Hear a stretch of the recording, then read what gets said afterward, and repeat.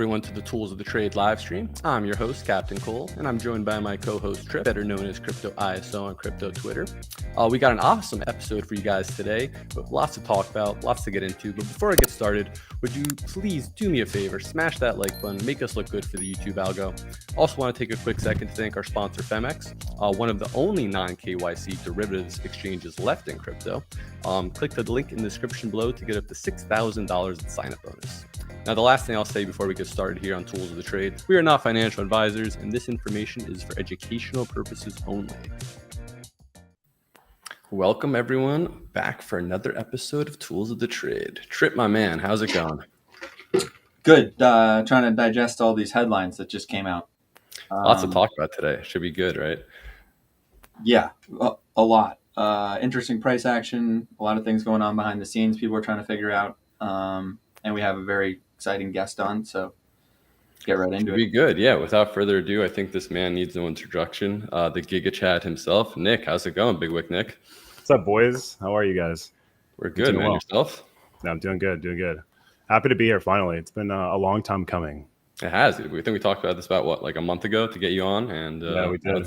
Finally here. Should be a very good episode. I think even longer, actually. It's been like a couple months now. So. You're right. I think it was April I asked you to come on before. There was no way you guys were doing this before your 3-week takeover Europe, Giga Chad. Yeah, we couldn't do it before. Yeah. And then I was gone for almost 2 months. So, I mean, that's what you're supposed to do in the summertime. Yeah, for real. You managed to trade a good amount from your phone, though.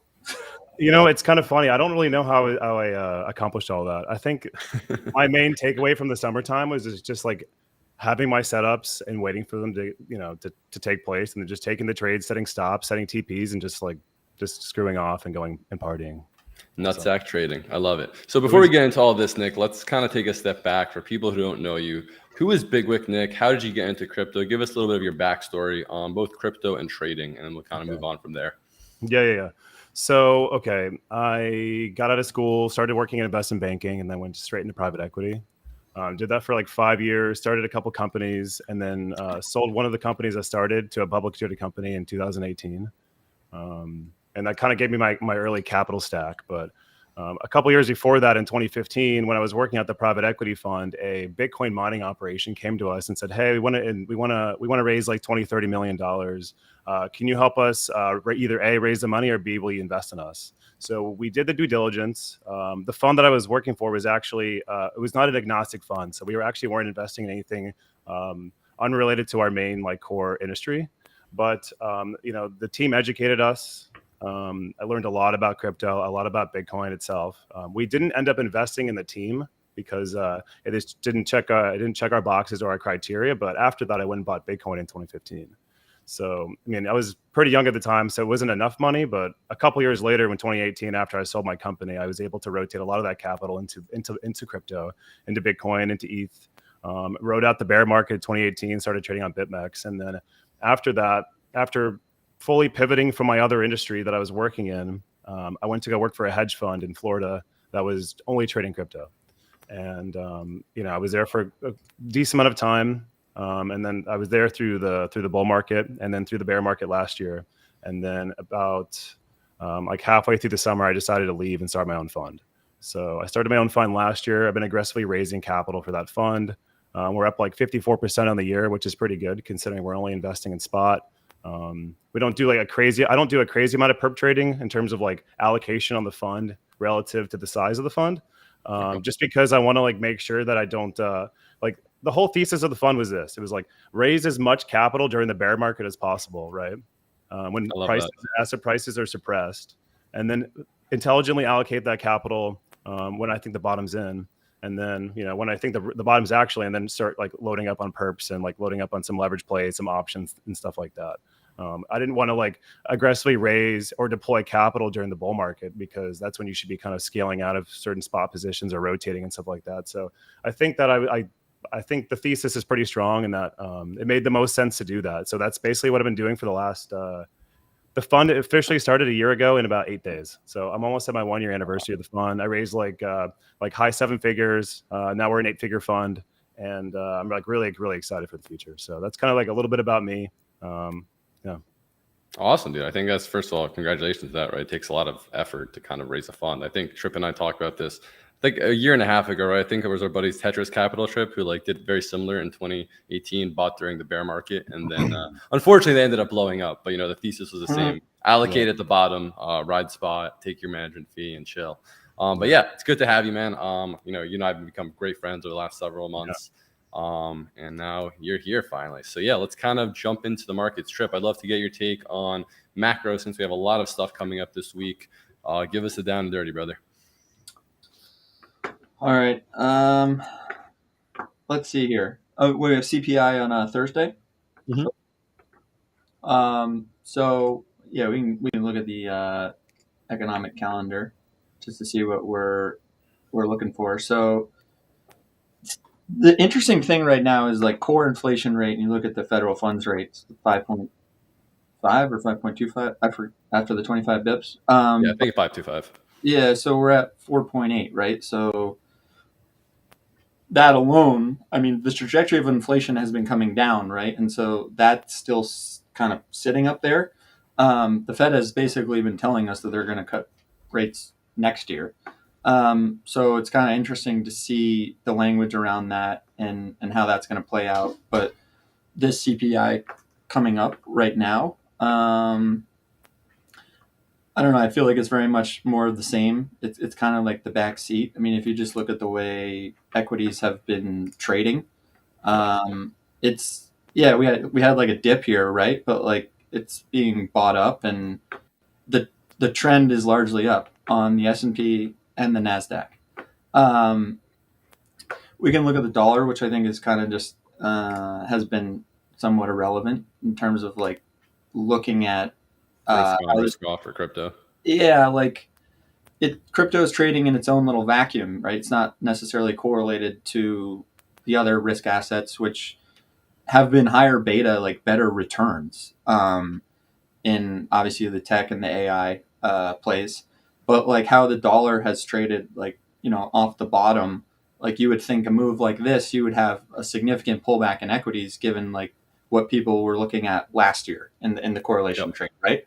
And how crypto fits into that, right? So you can like this move here relative to like what crypto did. There wasn't like I don't think that the correlation is there, so it's kind of just a waste of time to look at it. It's something to talk about. For sure. At some point, it's probably going to come back, right? But for the time being, like crypto is very much still a low participation, liquidity driven market, which we've seen kind of just in this like range. Then we fall out of the range, and then price goes down, it gets bought up, and then it's sold off again. Was this the bottom? I'm not sure yet. We can talk about that. But you have certain headlines and certain things going on behind the scenes that are making the correlation traders probably pull their hair out, trying to trade like stocks went down and crypto ripped, right? Like you could just take a strategy of saying, I'm going to trade opposite of stocks for crypto. And we can look at like how that is like a visual representation right here. If you just look at Bitcoin versus ES, right?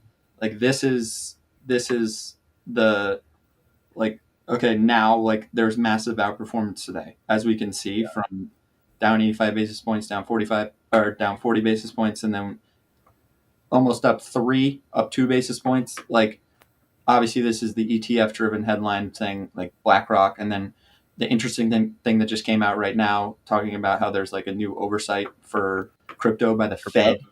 That's like a massive thing that's announced. So like if that's happening, and that's around stable coins, but still like that level of involvement from that entity is like, well, you just had a bunch of people buy Bitcoin today really aggressively. Nick had mentioned saw like a 19 million market buy. Like you don't think some people knew that these things were coming out, and that's going to probably increase the likelihood of an ETF and BlackRock. Insiders. Yeah, so they always know. They always know. Right, like the macro picture is still important, but I don't think like as crypto traders it's necessarily something that you need to focus on, because it's just like it's a whole separate picture for the way crypto has been trading for most of this year. That's kind of my short or long answer of like how I I'm like looking it. at it. No, I agree. Don't you think that also like DXY has been kind of just ranging and not really trending? You know what I mean? I think we talked about that before. Like when DXY is like hardcore trending in either direction, like risk on will go either, we'll just inverse correlate to that. But when like DXY is chopping, it's not really as correlated. Yeah, and so like these FX pairs, like they are obviously such massive assets and similar to like commodities. So I think they start to matter when you're at the extremes of like the actual levels, right? Like Yeah. looking at oil where it went and then where like it was what 140 or like one WTI up there, Yeah. and then went down to 70, and like okay, well DXY was way up here and it's still in a downtrend though, right? Like yes, this is a range low, like, and we reclaimed it, but I guess you kind of need to break up and like make a new high here where you Like get market the structure, essentially. bullish market structure. Yeah. And then like if you were just going to pull the fib on like okay, this being the low off of like these massive swing points, well here's like your mean reversion trade up here, right? Like so, but I don't necessarily see it right now, but it's also not something I'm like super worried about because I'm just trading mostly crypto, and I feel like this is actually like a detrimental variable to how you look at crypto markets at this Yeah. point. Agreed. Um, I yeah. like that.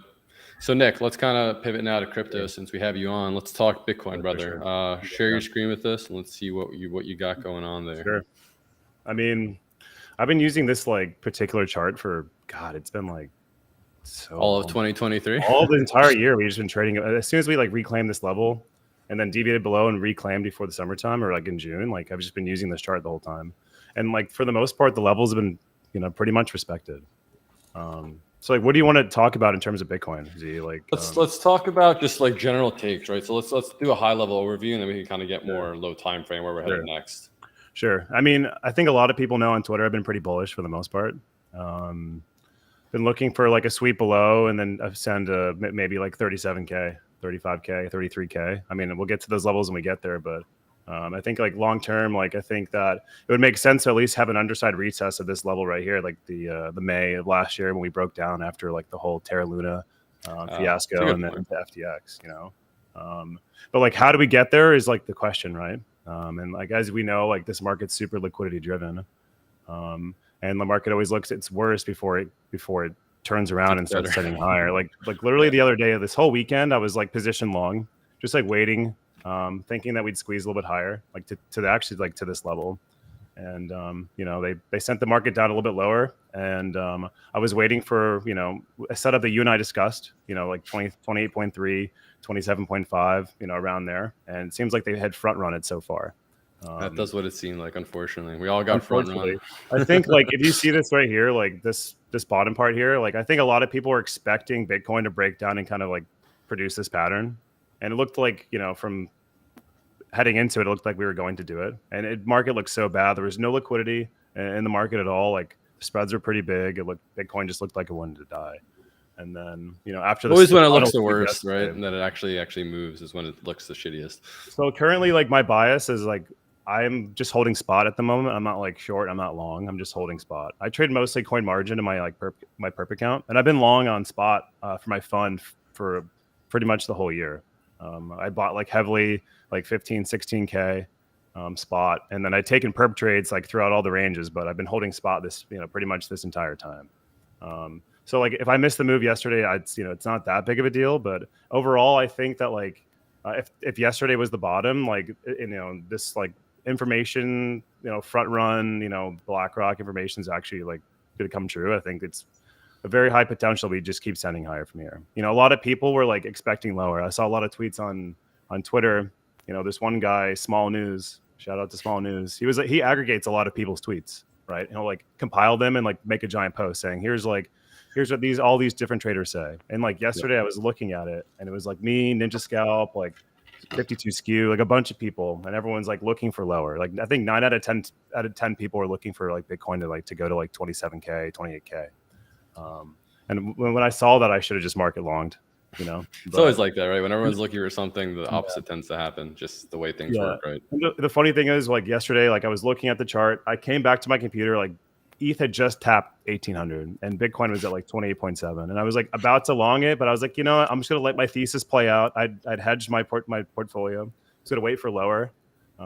And it was Monday. So I was like, okay, maybe tomorrow they'll sweep the lows and then that will A be my Monday longest. low sweep. Oh man, we were all looking for that, weren't we? Yeah, Right? we're all looking for it. Now it's just sending higher without all of us, you know. But like So- that's just how the market goes, like pish and shit, you know. You can't really care about Yeah. it too So much. I want to kind of dive into that for a second. Nick. Can you break down to me, or kind of just give viewers your thought process when you miss a trade, in the sense like you planned for it, you had your levels marked out, it just got front run, right? Like how do you react? What is, from a trader's point of view, what do you do to react to missing a trade or having a front run?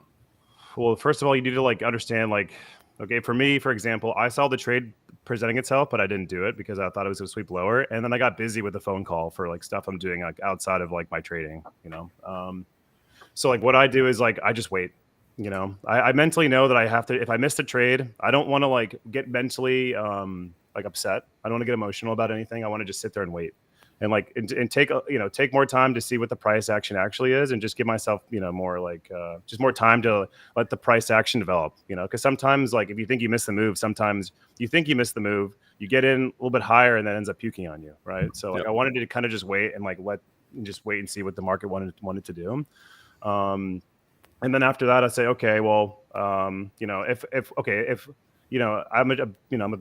I'm a big trend trader, right? I'm a trend trader. I'm a range trader. I understand, like, okay, if I missed a trade here, if I want to get back on board, right? Like, what level does Bitcoin need to reclaim for it to be bullish, right?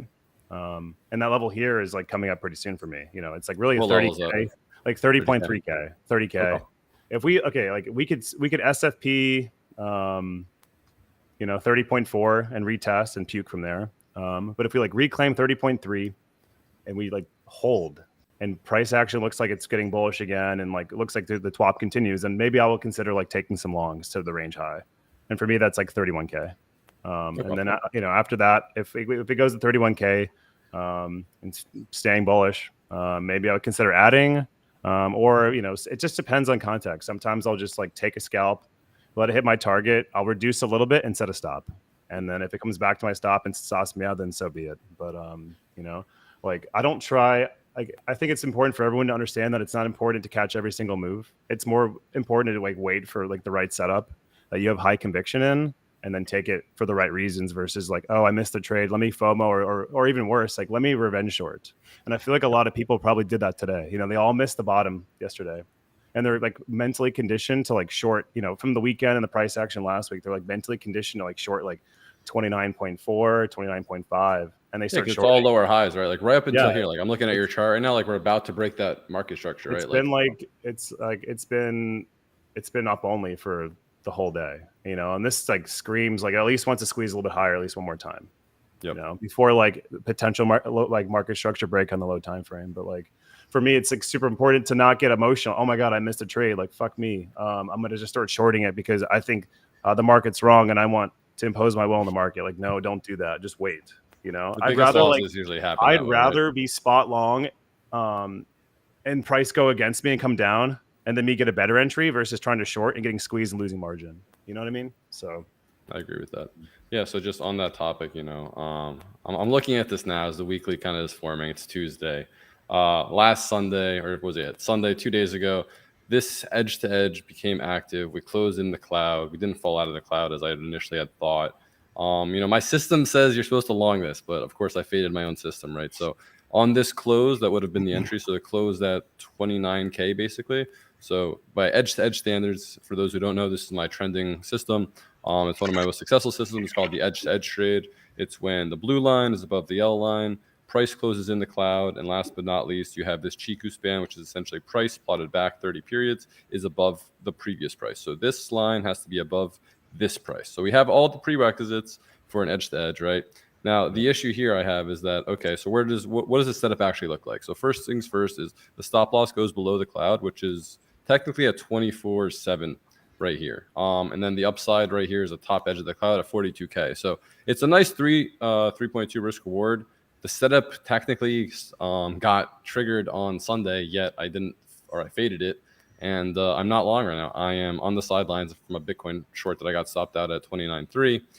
But this right now, to me, like this is all you need for an edge to edge to be valid. So now I'm looking at this, looking at you, Nick, looking at you, Trip, and like seeing you guys talk about the market and stuff. I'm not going to FOMO. I'm going to wait for my setup. I know that the weekly open is 29K. I'm not saying we're going to go back there, but I think once we dial it into the lower time frames, at least on the daily, right, we look at like where have we been the past range. We've been in this 29.5 to 28.8 range. So the range high is 29.5. So if I'm sidelined as a trader and I'm looking to get possibly a part of this trend that you just mentioned, you know, are we going to 35K, 34K, or as high as 42K as the edge to edge suggests? I'm looking for an SR flip. So I think most likely 29.5 retest or something close to that is going to be what I'm looking for to actually get long. So maybe somewhere in this block, call it, let's see. If I can find it. There it is. Somewhere in this block potentially, which would line up with the hourly Kijun. So the hourly Kijun is mean reversion from the bottom at 26.8 to wherever we put in a high. I'm not saying this is the high here, although we're probably going to squeeze slightly higher. But wherever this Kijun bottoms out, I think it'll eventually drift up to 29.5. That's where I'd be looking for long. So I agree with you guys. I think we are bullish. We did get front run. It is what it is. That's part of trading. Now it's like, how do we adapt, right? What's going to be the next high beta play? Okay, you missed the long. Okay, where do you get in? That's where I think we should be discussing moving forward. Trip, any thoughts on BTC or any other alts as it pertains to what we just discussed? I think bottom might be in. How do you react? I mean, I haven't been trading. I was literally waiting for the 1790s on ETH. And the fact that it stopped at 1800 on a round number. Yeah, it was perfect. I was like, here's the liquidity pocket that you want to buy. You had a TD9 literally yesterday. The TD9 before this, 25 to 30% move in ETH. So like high time frame signal on the daily for TD, your Stoke was like bottomed. I mean, I'll just pull up my chart. It hit the liquidity pocket, but it stopped at 1800. So I'm like frustrated because I literally was like, I put in the Telegram, I'm like, I'm just going to play the waiting game. And now here we are. And so what do? Right? Well, I'll tell you what you don't do is you don't short the market, as you guys know that. But like, here's the ETH. God damn it, this is painful. And like, it's the TD9, right? We're about to talk about TDs. It is painful, man. It is. Dude, the 200-day moving average was not tapped, like it was front run. I was like, I'll put it a little above here, and okay, that's trading. But like this 9, pretty good. This 9, holy cow! Here's your sell up here. So you really didn't have another TD9 since this up here. So when you get that. And look, 1825 is your 50% Fibonacci from. It was on the Kijun, man. It was just consolidating right on it the whole time. Right. So everyone was, I saw people when they're like 17. This, I was like, I'll take fucking 1790, like any of those. And the reason being, it was because, I'm not going to stray away from this megaphone structure. This is literally your bullish trend. Do you always get perfect touches? No, you don't. Okay, that's fine. So we're past that. I do think that was actually that was the buy, 1800.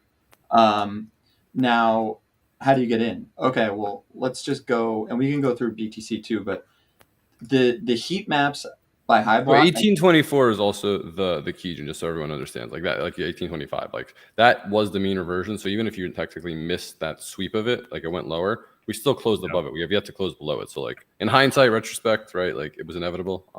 Wish I saw it, but no. Yeah, but continue, Trev. How do you get in?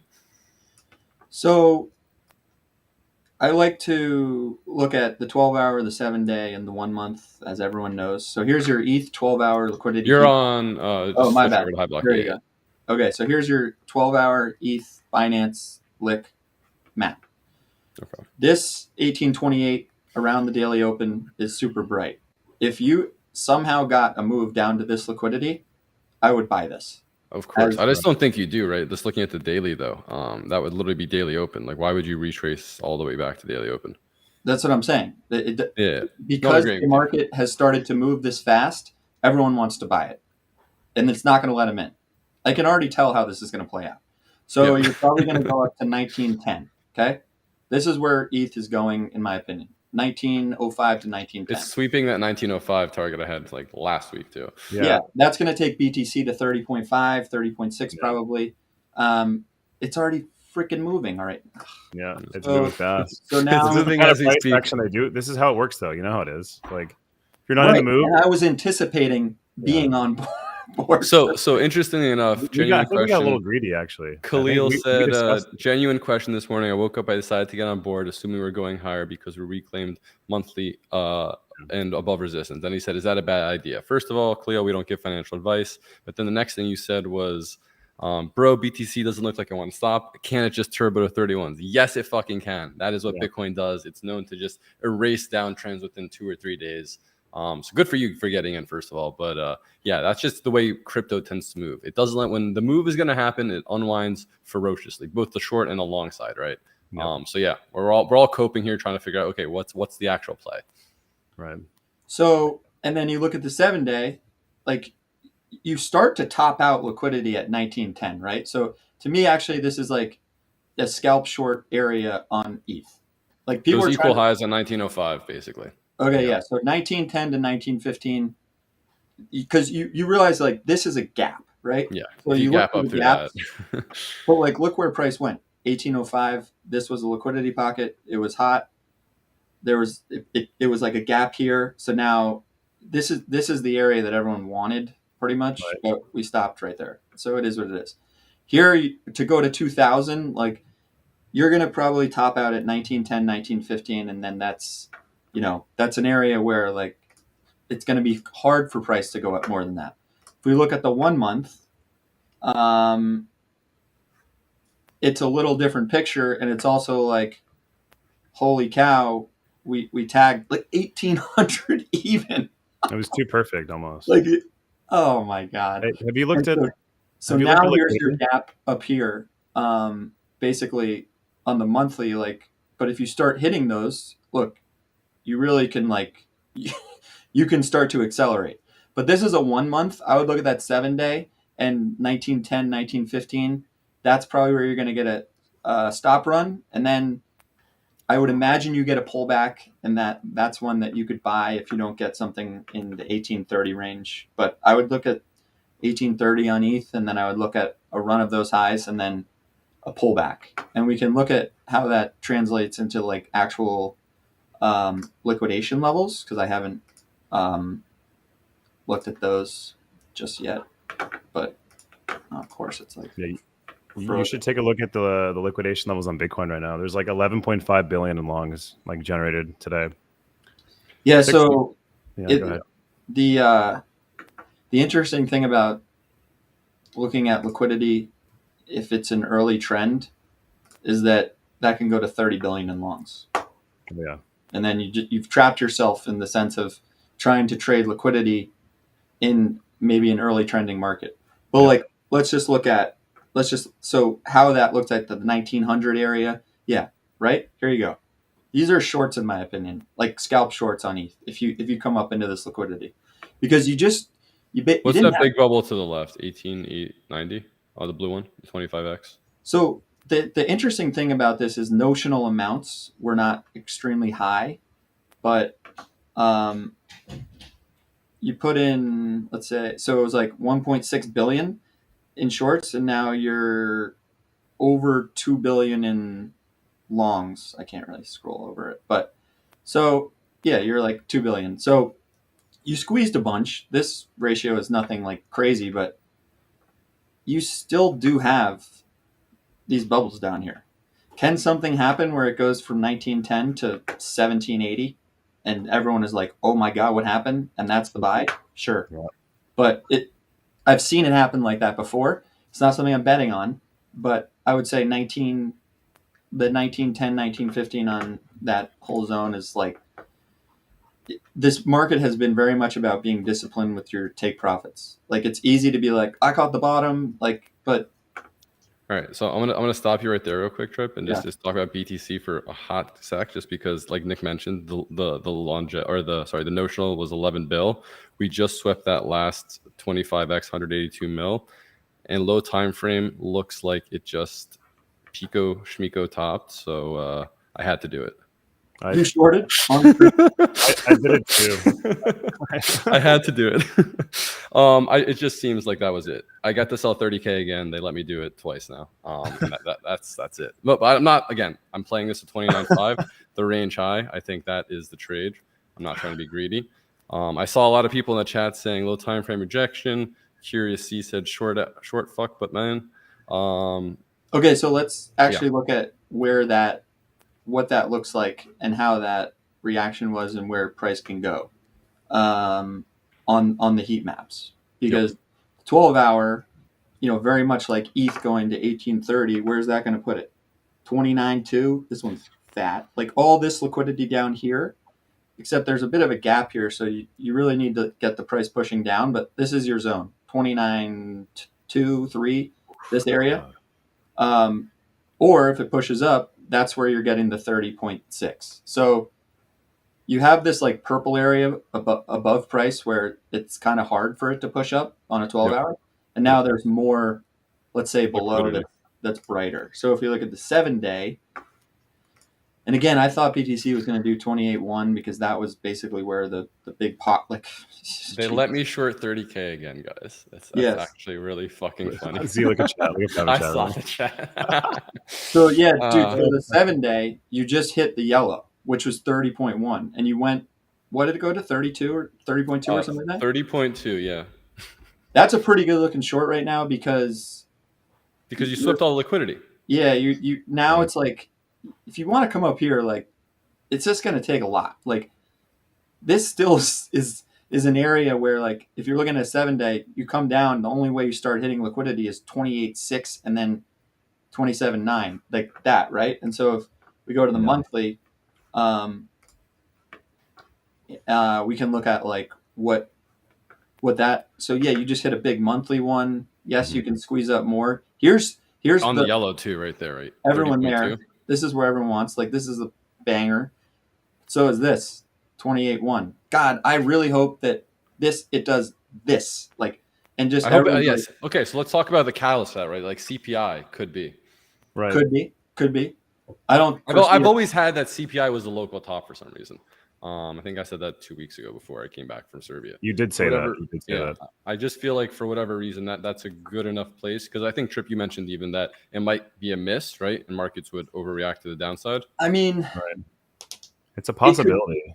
It's the trajectory of it has come down so quickly that like expectations for it seem like, I don't know, just very low. I think like it's 3%, core is 4.8. Let's say if core came in like 4.9 or something, I think the market would get scared. I'm not saying it's going to happen, but like last CPI, I was like, this doesn't really, it just seemed like you just look at year over year numbers for a lot of that stuff. Optically, it just makes sense. But, in terms of BTC, like you just wick through the 50-day moving average, right? If you came back down and what's the tank in 29.4? That's an interesting zone. Right. So that's the range high, right? Like 29.5 was that range high that we were sitting in. We're finally above it. So it's if you can flip that. Oh, what is the Monday high actually? That actually interests me more now. And then on Monday high is 29.3. Is it not? Yeah. That would be a good retest for a potential long setup, maybe. Yeah. If you held the Monday high on a retest, I feel like that would actually be a nice move on BTC, right? Yep. Yeah. And ETH's 50-day moving average is basically where price went, right? So this could also have just been a retest of the 50-day moving averages, like wick through. But like, I think if you start to reclaim this and price gets back above this, like it has, like when it does this, every time, all day, every time. It dips, someone told me that this was the most irrelevant thing to look at. This is one of the more powerful things to look at in a daily trending Bitcoin chart, in my opinion. Because every time it reclaims it, dude, and drops below it, like this could just all be a fake out too. I don't know. No, there's still very much of me that do we sidestep into this and then that's how you get up here. This is a megaphone structure. I still believe it. That's basically all my Bitcoin analysis. Love it. Let's talk about. I'm going to pivot for a second over here. Hold on, Z. One more thing about these news events. I feel like for the last 2 years, it's been pretty simple. Like if price action's like really bearish heading into like FOMC or CPI, like usually it's a fade the news.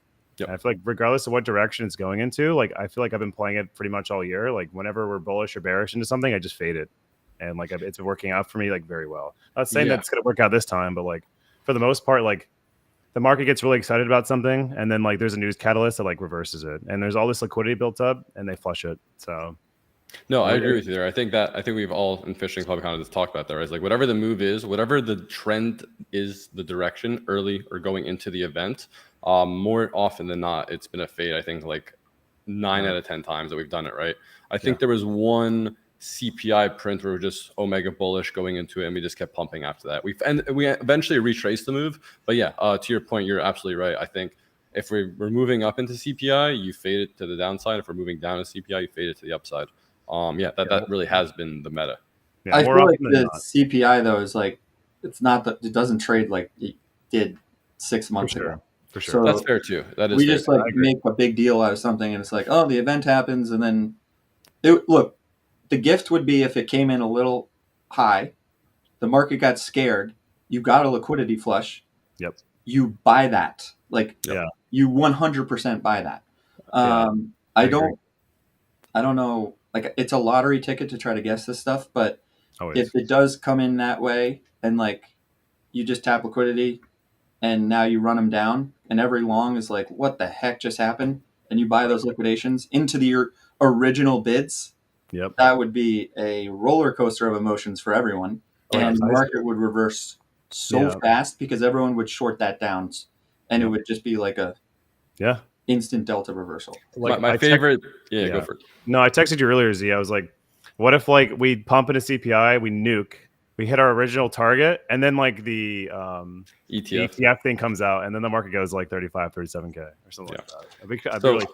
We'll talk about the ETF thing in just a second, but to your point, to one point you were just talking about, Trip. My favorite Tom Dante trader quote is, why do you insist on fucking selling when the market is red? You buy on red, you sell on green. And I think that's such an important point to get across to a lot of our viewers, right? More often than not, unless you're trading momentum, where you're buying as it goes up or selling as it goes down, more often than not, you should be buying when it's going down, selling when it's going up, within reason, right? Like you need to have contextual support and resistance levels in mind. But a lot of traders tend to do the opposite. Emotions come over them. They sell when things are going down, and they buy when things are going up because of the emotional aspect of it. So I just wanted to mention that real quick. But let's talk about ETH BTC real quick, because I think that's been one of my biggest theses for going into the end of the year, right? ETH BTC has been in this weird 2-year range. I have this little meme trend line, this descending wedge, whatever you want to call it. This 3-day block has been something I've been looking at for a while now, 0.06 to 0.062. CME launched their ETH BTC futures 7 days ago, actually, a week ago today. So interestingly enough, this level to me has been what I believe is a macro bottom. I know some people think we're going to break down from this 2-year range. I'm still in the camp that as long as we hold, the range low, we're not going to be going down. The fact that we're kind of nuking into this, and ETH has been very weak the past few days, and we saw it especially today that Bitcoin was leading the entire recovery, at least over the weekend as well. ETH's been weak. So, we have this little formation here. We're still in my buy zone. I would like to potentially get a sweep down to 0.06, but I still really do believe that eventually we're going to see ETH BTC breaking out of this downtrend, whether it's like this to eventually do something like that and maybe go up. But the range highs on ETH BTC seem very likely going into the end of the year. And then after the halving, hopefully we get up only in Q2 of 2024. That's kind of what I'm looking for. Now, the reason I talk about ETH BTC is because, since we're in this buy zone of mine, I really do prefer to, if I'm going to be swinging long, to, play to new yearly highs. If we think, the ETF stuff's going to get approved or not, regardless, Bitcoin does, 31, 32K, 33K potentially. Yeah, we have that edge to 42K, but again, weekly edge to edges take weeks, if not months to play out. So I wouldn't expect that until end of the year, maybe even to beginning of next. The point being is I do think ETH longs are kind of underlooked right now. I think because of the weakness in ETH, people have been kind of neglecting ETH. Although we have heard, I think, regulatory murmurs. I think, Trip, you mentioned that. Sneak trade, dude. There's like all ETF applications coming in. Like, just let the BlackRock stuff play out, and then like people will pivot to ETH because there's already rumblings of it. I mean, there's like the whole grayscale thing, and so there's like these looming catalysts that are. I'm so bullish on ETH in terms of that's why I really wanted to be long it. It never took the yearly highs either, so it's like a catch-up That's an trade interesting that point. Yep. is Sure. very interesting, and we're back above the monthly open on ETH now. I mean, the previous week high was, we didn't sweep it, but it was 1878. So, we swept the previous weekly low and the previous month low and reclaimed it and kind of rocketed. So, So to yeah, that point before, we talked about the ETF filings and stuff. So this is actually a very good, and I'll post this again, the Tools of the Trade Telegram channel. If you guys aren't in there, it's in the link in the description. But point being is this is basically a whole holistic view of all the ETFs that have been applied for the Bitcoin ETF, along with their deadlines. And I want to kind of take note of a few things, right? So everyone was talking about BlackRock ETF decision this month. It's actually not the case. This is the ARK that was refiled ETF. That deadline is right here on the 13th. That's coming up next week, or sorry, end of this week, next week, 4 days, 5 days, yeah, next week. So that deadline is on August 13th. Now, the one that everyone's talking about, BlackRock, their first deadline is September 2nd. So the earliest we'll see the BlackRock ETF being approved is September 2nd. So I think the market is, for whatever reason, really gung-ho about this August 13th date, but that is not the BlackRock ETF that everyone's expecting. So interestingly enough, BlackRock ETF first deadline is September 2nd. Second is the 17th of October, then the 15th of January, and lastly, the 15th of March of next year. Now, the fact that the BlackRock ETF final deadline is March 15th lines up within a 2-week time period of the estimation of when the Bitcoin halving is going to be. I think it's either like middle of March, beginning of April, somewhere around there. So interestingly enough, the SEC, as we've seen, at least if history is to repeat itself, the SEC has kicked the can down the road, always delaying the first deadline, pushing it to the second deadline, the third deadline, and then they made their decision last November of 2021. That was the latest they could push it back to. So point is, the SEC has been known to kick the can down the line as long as they can. I think it would be very interesting. Someone in Crypto Insiders shared this morning that there's a 65% chance being priced in on Bloomberg that an ETF is approved of this year. So that would mean that either the first deadline or the second deadline, BlackRock gets approved. Now, in my opinion, I think they're going to kick it down the can till March 15th of next year, because then there's so many catalysts for us to say, okay, ETF gets approved. 2 weeks later, we get the halving. Maybe there's a local top there. We get some sort of dip, and then it's literally up only, right? So I'm really looking forward to seeing how Q2 of 2024 plays out, because I think that's when you see full-on bull run. Yeah, some people say from market structure perspective, we're in a bull run. Doesn't matter. If you're looking for that euphoric up only, I think we see that Q2 of 2024. Yep, it's going to be a wild one. That's for sure. I could see it getting approved pretty quickly, actually. Well, yeah, with all this regulatory stuff, you might not be wrong there, right? September is right around the corner, right? A month from now, I wouldn't be surprised. I mean, I would be surprised, but I can see that happening where BlackRock gets approved beginning of September, and maybe we start earlier. Who knows? Nick, let's get your take on some, I guess, ETH and I guess maybe some altcoins. Sure. But before I do that, I want to talk about the ETF stuff. I mean, just looking at the dates now. Yep. Okay, why would they? If someone's going to get approved first, I think it's going to be BlackRock, honestly. I agree. Yeah. I mean, my gut says ARC 21 isn't approved before BlackRock. That's my thought too, right? They kick it down the line to November. It's either going to be BlackRock or Grayscale. One of the two. I think Grayscale has a lot of over-looming legal isissues, right? So I think that's going to not happen first. I think that's a big catalyst. They wait for before Grayscale ruling. I think what they're going to wait is for the ruling from the judge, because usually that's how legal things happen. When it comes to policy changes, usually it's like they wait for the court cases to get handled by judges, because they can't rule on something when there's like something else pending. Like litigation's pending. They can't usually do that. I learned this stuff from my other industry that I used to work in, because we did a lot of lobbying and stuff like that. So usually like they wait for all that clarity to happen, and then so it could be Grayscale first, and then BlackRock will be immediately like approved, and then everyone else will be approved immediately. At least that's my thought process. And like BlackRock, it says, what was it? The second deadline is on October 17th. Yep. Is that right? That's also interesting because Nick, we talked about that. So I was thinking that too, right? It's like October 14th. We have this super. So actually, Nick, yeah, let's talk about. I don't want to talk about it too much yet. Okay. So how many people are watching right now? Like 100 something. Doesn't matter. You can share it here. It's fine. Let's give them the alpha, Nick. I mean, they're gonna think I'm crazy. Moons? That's fine. No, I can't talk. It's like the new moon solar eclipse on the same day. Well, October 14th. Okay. Are you Marin? No. Give it to us, Nick. Give us the alpha. Give us the schizo alpha.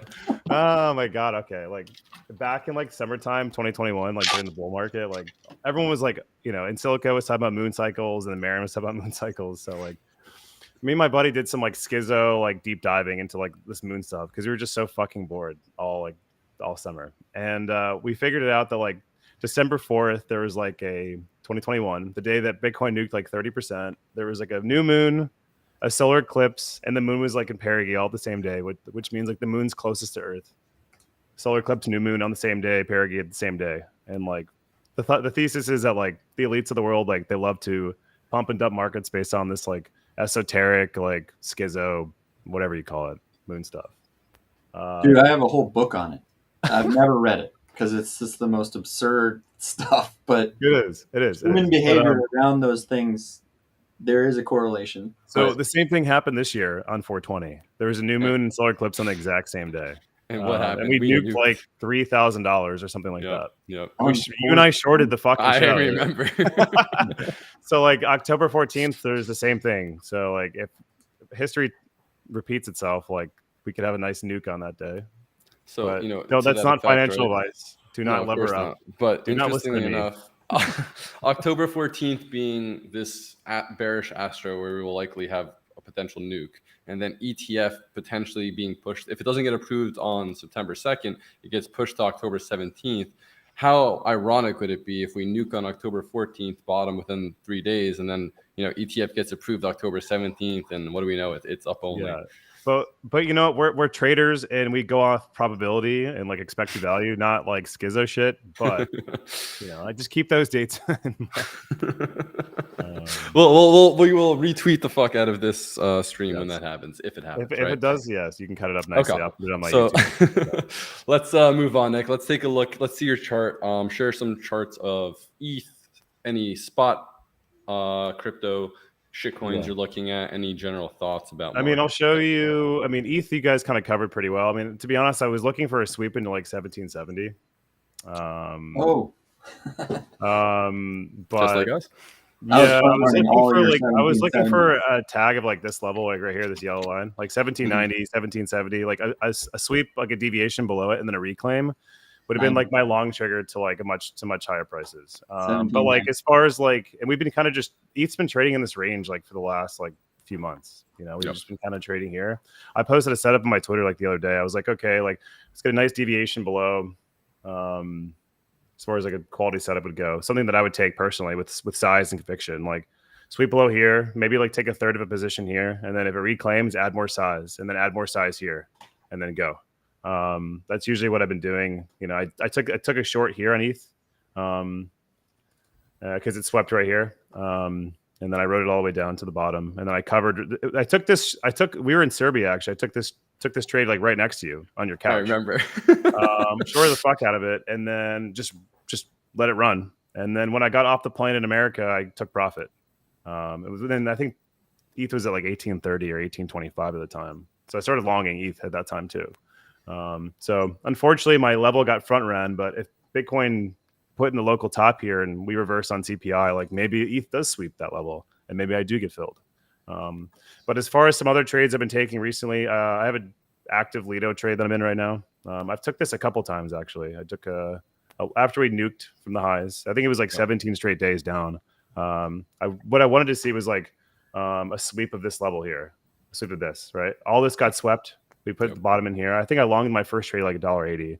I ran it up to like $1.95. Actually, I took this trade publicly. Actually, I posted it a couple times. So I took this one, ran it up to $1.95. It took profit and just waited, and then I got it again, and I got it again. So I'm in this trade right now.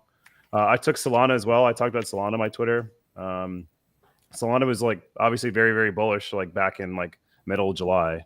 And what I wanted to see was first sweep of this level right here, which we got. So decided to punt along here with a pretty, a reasonable, invalidation, and it's currently playing out at the moment. Solana played out really, really well. And then OP was another one as well. I mean, just inherent strength in this coin. I don't like to fade coins that are strong. I like to, fade coins that are weak. But like in terms of this one, like we talked about this on two different sides. I wanted to long it into this level here. Basically, I wanted to long it here, thinking we'd get the eventual sweep of this level here, which is like the 190, 188 level. It decided to front run and went to like 182, but this is a good trade that I took as well with a pretty clear invalidation below here. And then we also you and I discussed with Trip and XO and some of the guys that we were looking to potentially short that. So I actually shorted it this morning and last night when it got to like 181, 179, and then I took profit this morning right here. And it looks like it's kind of weak against Bitcoin now. Like it kind of did its thing. It squeezed pretty hard. It took all the liquidity above and then started puking. And if Bitcoin starts getting weak here, I mean, you could just kind of draw like a simple like meme line here, like maybe like, maybe this is maybe if the retest. If Bitcoin's a fade, then maybe this is a really good short to like 150s. Like exactly. Yeah. What's liquidity look like? I mean, I know XO wanted to short the 180s forever. Yep. I haven't looked at liquidity yet recently. Let's this take coin a look. is like taking crack, dude. OP? Trading OP on leverage, like Yeah. a lot of these things. So yeah, look at this. I mean, it was perfect. Look at this. Look at that. Yeah, like it literally was like 150 like million. Yeah, cumulative delta positive. We took the short, and then everyone puked, and we took profit. And honestly, if Bitcoin keeps going down, like this could just be a nice continuation. That could be a good weak coin to kind of short on the way down, right? Yeah, it was the leader, and it might be the leader on the way down. Yeah. Now as it well. could be like another 7% move, down. Yep. So I mean, I think XO is watching this to go back down to $1.06 or something like that. I know he has a very bearish thesis on OP. I mean, it ran its course. It ran the liquidity, and now it's weak. So if Bitcoin pukes, like it could be a nice continuation play to 150. Mind you, we also put a chart up for Bitcoin saying it's going to 30.5 and then down to 27. And like, that's a good point. I don't think that if we do get back to our levels, guys, I don't think I want to bid them any longer, just because the fact that we front run them, we're not gonna touch them by like $200, $300 and then go back up, right? Like, we just had to move. You would probably get like 17. You would probably get like 1760, 1750 even. Yeah. Yeah. BTC like 27.5, maybe like originally people wanted. Yeah. I mean, we could try along there, scaling slowly and see what the reaction looks like. And then if it looks good, reclaims, and you can start adding size. But, obviously we have to take our time and be very slow about it and careful, because this market is, it's difficult. It's still PvP. And I think that's the part to get across, right? Like the market is extremely PvP, guys. There's no new flux of retail capital coming in right now. This is me and Trip and Nick and all our boys and everyone else on crypto Twitter taking money from each other, right? Just recycling money. Besides the guys who are trading on chain, just rugging each other. The derivative apes in the chat are just literally trading against each other. So I think we're all in agreement that doesn't change until some catalyst brings it back in, whether it's ETF news, whether it's a halving, whatever the case is. Like until we have a catalyst, we have normies coming back in. This is everyone trading against each other. So be greedy with your TPs. Don't round trip. I mean, we all do our fair amount of round tripping. I know I did round tripping last week, and I did a little round tripping today. But that's just how it is, right? So if you're not greedy, the market will take all that money right back from you. Yep. Phil says, I'm not giving you anything. I'm not giving you anything either, Phil. Asam and Miles in the chat, and Phil in the chat. All the boys are here. I know Pizza Man's here. I'll see everyone. What's up, guys? How we doing? Awesome. Any other alts to talk about, boys, or should we pivot to take a look? We should talk about Pepe. You want to talk about Pepe? Ooh, yes. You nailed that short. Let me share this. And we talked about potentially longing it down there too. I didn't want to flip long, so I wanted the Monday low sweep. I know we both did, and they didn't give it to us. There's always tomorrow, though. You never know. You guys should look that at is true. We'll do Pepe and then XRP. Okay. So first of all, Pepe, I think it was right here at 118. One of my good friends, I won't name him, he was very euphoric on Twitter and said Pepe caught a bid. And I just had to fade it right then and there, right? And it's like, why do that, right? Like, I think it's interesting to talk about that. A lot of times people show emotions at the extreme ends of price, whether it's up or down. And when you see a friend who is also known for trading leverage, showing emotion on Twitter, saying this asset that he's long finally caught a bid as it's pumping on an hourly candle, right? Like, I think that's as good a short trigger as any. So I took that short, and I was looking for 10666, and I actually filled near Pico bottom. We went to like 105. You did. The point being is like this block here. This was kind of like a DBS zone. We came right into it. We didn't necessarily sweep this low at 1360. This kind of is holding. So I was hoping that we would come down to here and sweep the Monday low and then move up. But it looks like we moved up from here, right? So Pepe, just in general, guys, I think is going to attract a lot of liquidity next cycle. Doge played out. She played out. Pepe kind of came out of the bear market, right? Or like whatever market you want to call this. It hasn't seen a full-blown bull market. And I think that just means that this all-time high at whatever this is, like 0.044, is eventually going to get swept. So from here, that's a 4x. Who knows how high it can go from there. So I like spot Pepe as just like a general long-term hold. I don't advise buying it here or there. It's really up to what your risk tolerance is. I wouldn't mind buying it here and holding it to 0 because it's a spot hold. But point being, where we are right now, this is a potential macro higher low compare if we're assuming that this level was the bottom. The psychological 001 level is just always going to hold as support in my mind. So as close to that as you can get for longs makes sense to me. We came down to 1005. It seems to me that this is kind of putting in a higher low. Now, do you long it here? It's already up 7% of the day. I don't know. But if Bitcoin's going to put in some sort of local top and pull back, well, where are we looking along this? I don't know what the liquidity likes on this, if Trip or Nick want to pull it up.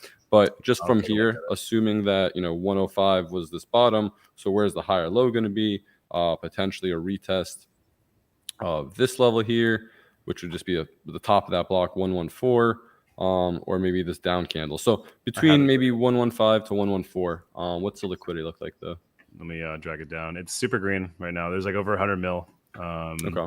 In Delta, but to be honest, like it's only 114 compared to where it was literally a few days ago. It was 107. Okay, 117 on the downside, 171 at the very, very, very bottom. When everyone was piling in. So I mean, if you're trading liquidity and just based off how it's been trading recently, that that high we put in just now wasn't like a bad TP on like a leverage trade. Yeah, I think there's one more lick above there, right? What's that blue one to the left of it? 124. Yeah. Something like that. 12376. Oh, right to the left, like the blue bubble to the left. Yeah. 12375. Yeah. Okay. And I agree with you. Like in terms of Pepe, like I know my fund, I'm gonna allocate into Pepe. Like if we get like a how do you tell your investors that I allocated X amount of the fund to a meme coin called Pepe? Because that's where the volume goes. This is like the high return, high beta. It's the attention economy, right? Yeah, it doesn't matter like what we trade. I don't care what. I'm not in it for the tech. I'm here to generate, returns to my investors. Like if something moves well and the volume is really good and there's good liquidity, I'll trade it, And if I have edge in something, especially, I'll trade it. And I think like as a Pepe fan and someone who had Pepe memes in their phone in 2015, before I was even like on crypto Twitter or anything like that, someone who loves Pepe, like I think it holds a lot more like value than Dogecoin does or Shiba Inu. Like what are those coins? They were just like the sweethearts of 2021. Well, that was last cycle. This is this cycle. I think that Pepe will be the number one meme coin at some point. If not bigger than Doge, definitely bigger than SHIB for sure. So I agree. I will definitely allocate like slowly. Like if we nuke in October and we're down for a while and we chop for a few months, like I'll probably just slowly like nibble, just in case. Because like I feel like if we're bearish or going sideways and Bitcoin's chopping, like I feel like alts can always just continue to bleed lower and lower. So I'm not going to like go full stack or full clip like immediately, but I will definitely pay attention to the price action and to the macro environment, everything else going on, relative to the markets and, make my informed decisions then. But it's definitely something that I want to allocate into at least, a little bit. I like that. If it's like 1% of my portfolio, so be it. Because it could be like a 50 it's a barbell strategy, right? Who knows? Like, I mean, go micro caps and go tried and true. What's the market cap on it right now? Does anyone know the market cap of Pepe right now? Not off the top of my head. Because I know like when I first bought it, like back whenever it was going parabolic, when it just started, I think I bought it at like 75 mil and then it went to 1.5 and I scaled out slowly as it continued to go up. And that's kind of how you have to play these things. You can't just like go all in at once and then, and then sell all at once because you don't know how crazy high or crazy low it's going to go. You have to just very careful Agreed. and slow. So I don't recommend like trading perps on this unless you have some serious edge or alpha, or like wait for the perfect setups, because you can get destroyed on these pretty easily. 100%. So Weiss asks us, any long-term alts that have potential to 20 to 50x? I'm assuming only new coins will do that next cycle. So you bring up two interesting points, Weiss. First is that, a lot of times, every cycle, there is a new flavor of the cycle. Old dinosaur coins tend to not outperform newer coins just because they have bag holders, right? So from a fundamental point of view, it makes a lot of sense. Coins that did well last cycle will not outperform new coins this cycle simply because there are more bag holders. So on the way up, as they're getting above their break-even price that they were, sitting in losses for years and years or months and months, whatever the case is, they tend to sell, which kind of hurts the natural price discovery of a lot of the old alts. So you're talking about new alts that haven't potentially seen a bull market. Those are potentially alts that we haven't even seen come into the market in general, right? I think there's like Celestia, Ainlayer, and a few others that haven't even hit the market yet, that haven't seen a bull market. That'll be interesting to talk about. But there's another coin that I'm going to bring up that might make Nick a little salty, but this coin right here is what I think will do very well next cycle. And I need to add something here because I think I told you yesterday, Nick, 8 cents, right? Did we sweep that? Okay, dude. Here we go. All right. Yep. Okay. Thank you. I told him 8 cents yesterday. Last night. Right now. So this is actually a really interesting coin, right? It's called Bitcoin. The ticker is Bitcoin, but it's really called Harry Potter Obama Sonic 10 Inu. A crazy name. Really doesn't make a lot of sense. But the one thing I've learned being in the space for as long as I have, and after that we're gonna get to Ripple. But the more intense the cult behind the coin is, the better it tends to perform in times of euphoria, right? Yep. So like Link Marines, Link did incredible. XRP, Standard Marines from 2017 did incredible. So any coin that has a cult around it tends to do very well in times of euphoria. So this Bitcoin, the thesis is very simple for me. If we get another bull cycle, if that's going to involve retail investors coming back into the market, I can see a situation where, social media such as Instagram and TikTok, all the millennials, Gen Zers are saying, buy Bitcoin for under 10 cents, buy Bitcoin for under $1. And they're, posting on TikTok and Instagram, and that narrative can proliferate very quickly. I don't know that it will necessarily get listed on any centralized exchange just because the fact that the ticker is Bitcoin, they'd have to change it to like HP, whatever. That might detract from the thesis of buying Bitcoin under 10 cents, right? So you're hoping that normies make their way on chain next cycle. And when they do, they're buying Bitcoin under 10 cents. So that's my, 20 to 50x alts that I think will go 100x, potentially even 1000x, because it's at 100 mil market cap right now. I can see it doing a bill, maybe multi-bill, depending just how high we go. But that would be my take. Trip, I'd love to get your take on XRP now. Yeah, so, obviously this thing kicked off a mega rally with the SEC, the ruling. So it's at a really interesting point. Like, you can just kind of take these highs, draw diagonal. It came right in here. 61.8 fib right here. This POB, so price went up, broke down. We're like sitting on this like consolidation zone. So I know that there is like a looming second decision, or I don't know the exact details, but I know that there's still a catalyst in the market for XRP. And so I haven't looked at liquidity, but dude, you got TD9 and all of this confluence, and you have a bottom stoke right here. What was the bottom on that TD9? 55 cents? 60 cents, 59, maybe something like that. 15. Okay. So, any sort of pullback in ETH or Bitcoin, I would actually be looking at Ripple. Bidding XRP. I Yeah. like that. I haven't looked at the liquidity, but I mean, it's up 2.8% today.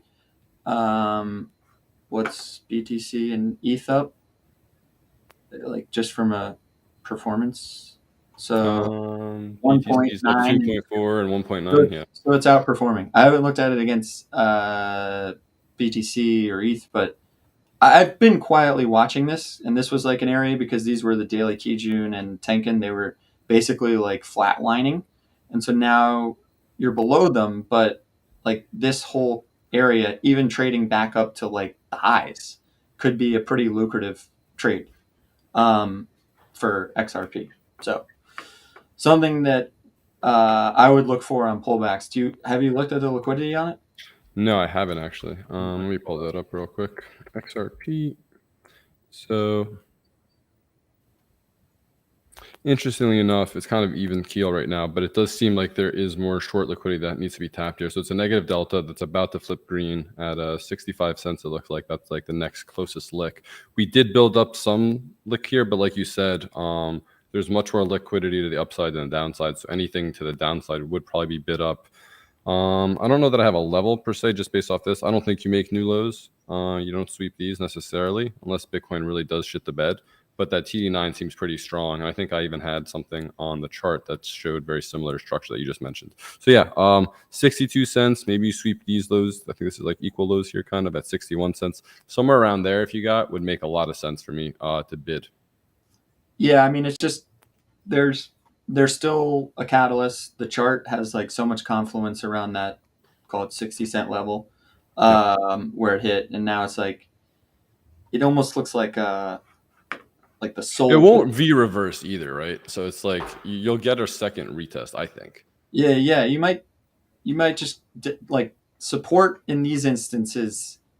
Yeah, to your point, not a V reverse. Resistance turns to support, so you consolidate above previous resistance to make it. You can kind of dance here for a little bit, maybe. Yep. But the 9 is pretty nice. I haven't looked on a weekly or anything like that. Let me see.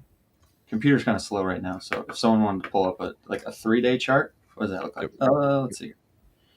I actually really like the diagonal confluence with the fib. So on the weekly though, just to your point real quick, where's that right there? So what you mentioned, that trend line, right? So it's on the weekly Kijun right now. And there's actually an active edge to edge right now once we close in the cloud. And the fact that I think XRP could actually go to 115.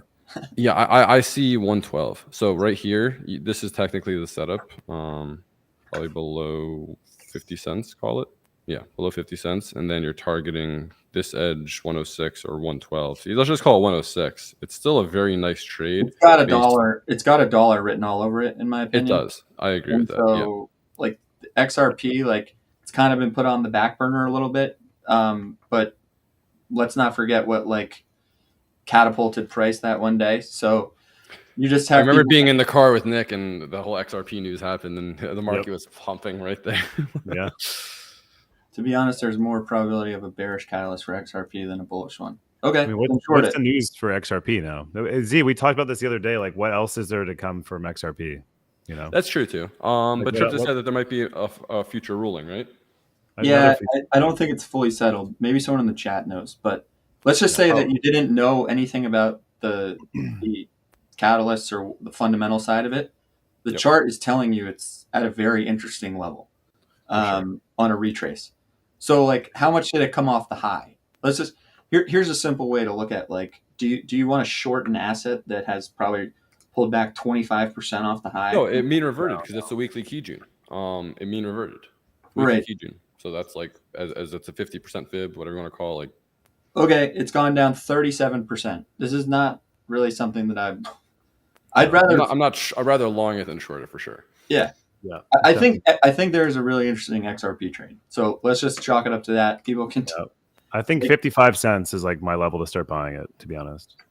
I don't know if you're going to get it. This. If I don't get it, then so the TD9, just like we just talked on ETH, also had the TD9. I think that's it. And it's you either cope from the sidelines or you figure out where's the higher low, right? It won't V reverse, but you'll get a nicer entry.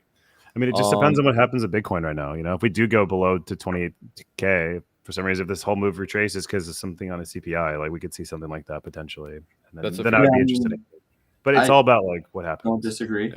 So I think MK Ultra made a good point and question he posed to us. Y'all worried that all the shitcoins look better than the majors, and they have, right? Bitcoin really didn't seem that good. Although today and yesterday, Bitcoin did lead, and alt seemed kind of weak as Bitcoin. So to your point, MK, Bitcoin seemed very weak and shitty, and all the shitcoins looked great. But the last 48 hours, I think that there's been a shift in that, which is healthy.